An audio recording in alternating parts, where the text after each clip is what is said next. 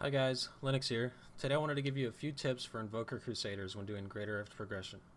One thing I've noticed, either watching gameplay or talking to other Crusaders, is that they do not maximize their damage potential. By this I mean using your skills, Consecration and Iron Skin, when your convention of elements is unphysical. You want to get the most out of your character when trying to progress through higher GRifts, and that extra damage can make the difference when you're pushing the 15-minute limit. Another thing I've noticed is that Satyrs are neglecting the secondary Thorn stat on their gear. Most of your items will roll thorns, but your Belt of Trove or Aquila Cuirass usually don't. Having gear without this stat results in a huge damage nerf and is necessary if you want to keep progressing in GRifts. Related to this is whether or not to prioritize Vitality or Strength on your primary stat versus Thorns when enchanting an item.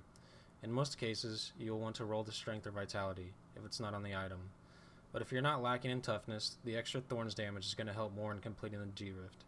The next tip is to make the most of your pylons, especially conduit or shielding.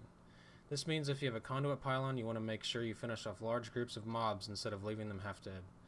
Or if you have a shielding pylon, you want to try and take on multiple elite packs in order to make use of the longer buff length and increase damage due to the shield.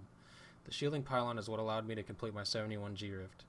The last tip is not to be afraid to quit a GRift. If you start progressing through and are getting terrible elite packs that take too long to kill, there's no point in wasting time trying to kill them and risk dying for a failed GRift. Some of these tips might seem obvious, but hopefully they at least help some of you. Thanks for watching, and if you have any questions or comments, please leave them below.